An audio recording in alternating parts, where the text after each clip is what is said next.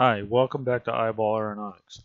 In part 2 of the Black Widow build, we'll finish up the For a fuselage. while, and they're pretty much ready for me to actually pull a vacuum on them and make some parts. So let's take this piece here. It's the one with the most detail, and it's going to be the one that really sets this plane off, because without this, there is no Black Widow, there is no Spider, there's no, it wouldn't be a lot of, there's no real theme, I guess, is what I'm trying to say. So, looking at this piece, you can see, and I'm going to zoom in here a little bit.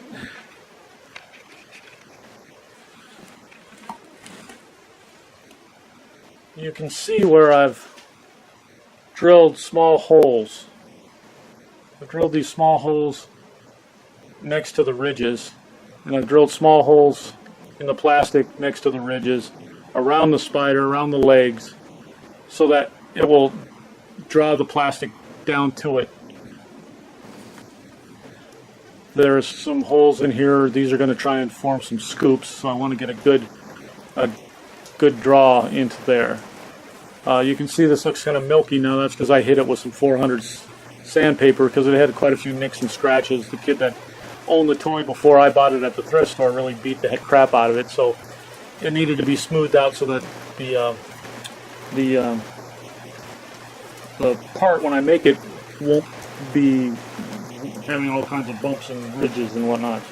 Now, in the bottom, you can see these larger holes here, and you can see some small holes in the back where the drill would reach through. I just drilled clean through with the small drill, and that will supply vacuum through. But where the part gets thicker, the small drill that I used wasn't long enough to go all the way through. So what I do is I drill these holes, and then as I'm drilling these, I angle them so that they all try to hit the holes that are in here. Unfortunately, with this one, you can't see it, but there's actually a cavity under the plastic, so that when the vacuum comes through these holes, it's going to draw all of these holes, because there's airspace underneath this plastic. It's not solid, so that's going to help. Also, these seams here, they're not airtight, so by drilling a hole through here, that's going to allow the vacuum to suck the plastic down nice and tight around everything. And if you'll notice, there's popsicle sticks glued on there. That's to keep it up off the platen, so that the vacuum can travel throughout the entire area and draw the plastic tight around the entire buck, so that it will it should give me good detail, as long as I heat the plastic correctly and have everything positioned right. And that's part of the challenge, is to get it all to come out the way I envision it. So there's multiple ways of trying to get a good tight finish, or a good part, a good form on your part. So this is my nose cone, and I've added some detail here. These ridges will add a lot of strength when the plastic is drawn down into this hole. I'm going to cut this out here, out of the plastic, and allow for a very large air scoop that should give me good airflow into my fuselage, and allow for cooling of the electronics. But to get a good draw on that, I need vacuum in here. So I have drilled small holes at each corner, so that it'll draw it tight into the corners, and then I've connected those holes up to larger holes that go through the nose cone. I also have the popsicle sticks on there. That will allow it to draw the plastic up tight. This one is going to be tough. I'm going to really have trouble with it wanting to web on these corners. I've had that experience in the past. I may end up having to do some more trickery to prevent it from webbing, and we shall see. So, another trick, versus drilling a whole bunch of little holes all the way around and trying to get them to go all the way through this thick of piece of wood, is instead I've drilled 4, and I got to clean them up a little bit, but I've drilled 4 holes here that connect all the way through to the top, and those holes are relatively large. If I drew it this way, I probably wouldn't get the results I want, because I want a nice tight corner all the way around the bottom of this opening. So what I've done is I've cut a piece of hardboard that fits in there loosely. You can maybe see that there's space all the way around. So what's going to happen is when the plastic draws, it's going to suck all the way around that edge. It gives it a complete full area to suck the plastic down into the pocket. And I've made another one. This is for the front. One issue you're going to find when you do draws like this is that the plastic is going to shrink when it cools, and it is going to be as tight of a grip on this form as you can imagine. So a few things to try to make it so it's possible to get it off, because if you don't have your angles right, you'll never even be able to get the plastic off. So what helps is that this is tapered. I've cut, this is not 90 degrees. This edge is probably cut at 5 degrees. Okay, these are tapered. Everything has a slight taper to it.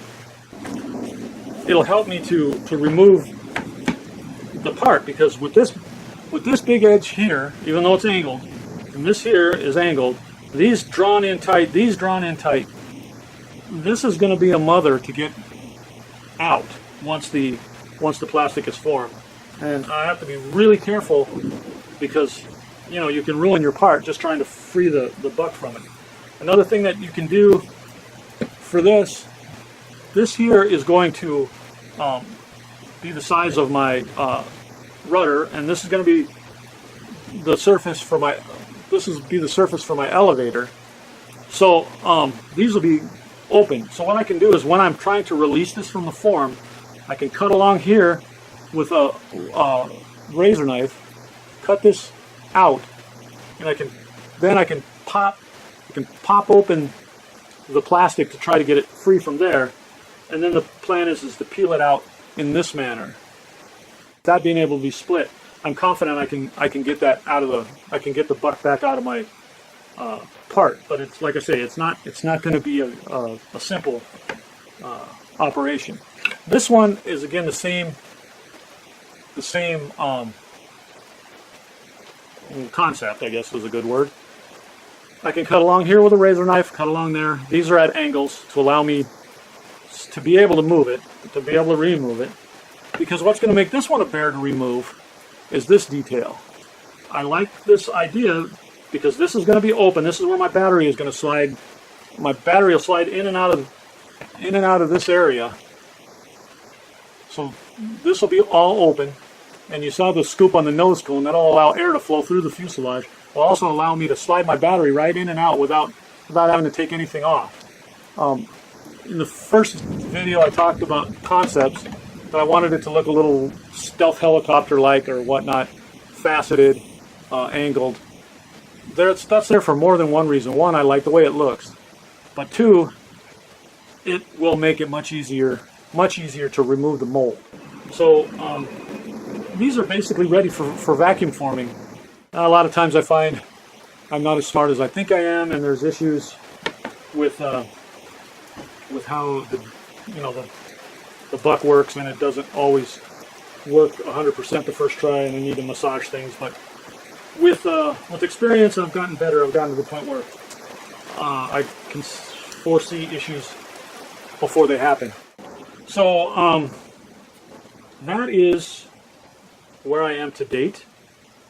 I will drill a couple more holes and do a little more finish work on them, and then the next thing I'm going to show you is me actually setting up my vacuum former and see if I can make a fuselage. Thanks for watching Eyeball Aeronautics. Next time, in part 3, we will pull some parts and make the fuselage and the nose cone.